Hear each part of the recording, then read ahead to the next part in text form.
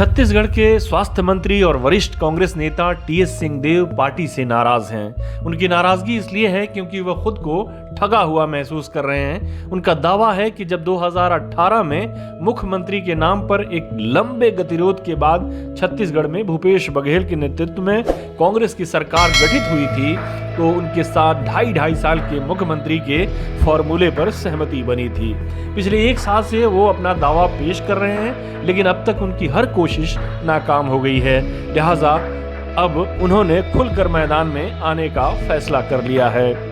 अभी पिछले हफ्ते उन्होंने अपना एक बयान जारी कर कहा था कि अगले चुनाव से पहले मैं अपने राजनीतिक भविष्य के बारे में कुछ फैसला लूंगा।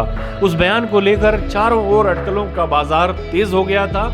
उनके भाजपा में जाने की भी बात कही जाने लगी थी।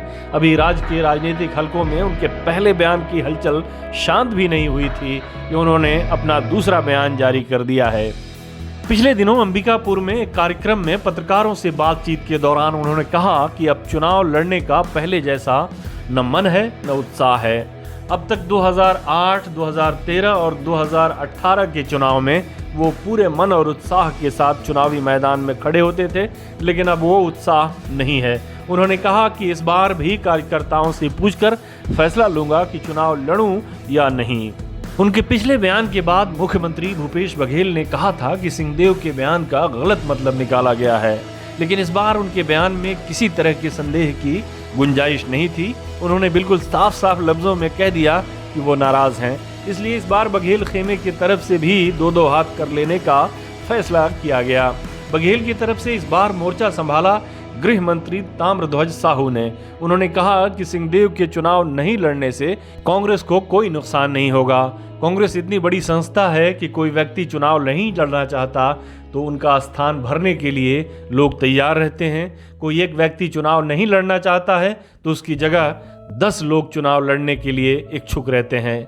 सिंहदेव के मुख्यमंत्री बनने की तमन्ना जग जाहिर है, लेकिन अभी तक उन्होंने बड़े धैर्य के साथ अपनी बात रखी है और पार्टी नेतृत्व के खिलाफ कभी बगावती तेवर अख्तियार नहीं किया है। लेकिन अब लगता है कि उनके सब्र का पैमाना छलकने लगा है। इस बार जुलाई में पंचायत और ग्रामीण विकास विभाग के मंत्रालय से त्यागपत्र देकर वो अपनी नाराजगी जता चुके हैं, लेकिन अब चुनाव नहीं लड़ने और विधानसभा चुनाव से पहले अपने भविष्य के बारे में फैसला लेने की बात कहकर सिंहदेव पार्टी नेतृत्व पर दबाव बनाने की आखिरी कोशिश कर रहे हैं। दरअसल पार्टी नेतृत्व के सामने यहाँ भी पंजाब, मध्य प्रदेश और राजस्थान की तरह 2 नेताओं में से किसी एक को चुनने के विकल्प के अलावा कोई दूसरा विकल्प नहीं बचा है। अपने समर्थक विधायकों का पार्टी आला कमान के सामने परेड कराकर और उनके इस्तीफे की धमकी दिलवाकर बघेल ये साबित कर चुके हैं कि वो मुख्यमंत्री की कुर्सी नहीं छोड़ने वाले, और अगर उन पर दबाव बनाया गया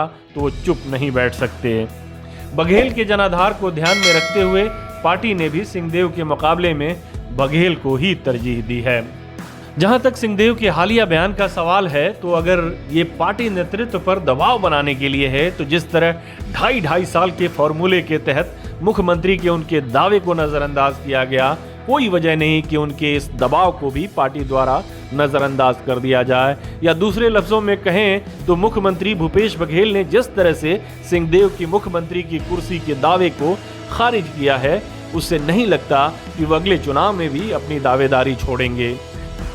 अब रही भाजपा की बात, तो भाजपा पिछले कई महीनों से बघेल बनाम सिंहदेव की रसाकशी पर पैनी नजर रखे हुए है। भाजपा बघेल सरकार पर तो हमलावर रही है, लेकिन सिंहदेव पर उसका रवैया हमेशा नर्म रहा है। ताज़ा प्रकरण में भी पार्टी का बयान आया है। भाजपा के वरिष्ठ नेता और पूर्व मंत्री ब्रजमोहन अग्रवाल ने कांग्रेस को आड़े हाथों लेते हुए कहा है कि सिंहदेव मुख्यमंत्री पद के दावेदार थे, कांग्रेस की जन घोषणा पत्र समिति के अध्यक्ष रहे हैं, उनकी हैसियत सरकार में मुख्यमंत्री के बराबर है, लेकिन सरकार के कामों से निराश होकर वो इस तरह की बातें कह रहे हैं। ये बहुत दुर्भाग्यजनक है। ब्रजमोहन अग्रवाल ने आगे कहा कि सिंहदेव को अपना स्वाभिमान जगाना चाहिए और मैदान में आकर लड़ना चाहिए। सिंहदेव मुख्यमंत्री की कुर्सी की लड़ाई के दौरान कभी भी भाजपा के प्रति नर्म नहीं दिखाई दिए। उन्होंने अपने ट्विटर हैंडल से मोदी सरकार और उसकी नीतियों की सख्त लफ्जों में आलोचना की है। उसे देखते हुए नहीं लगता कि वो भाजपा नेतृत्व को खुश करना चाहते हैं।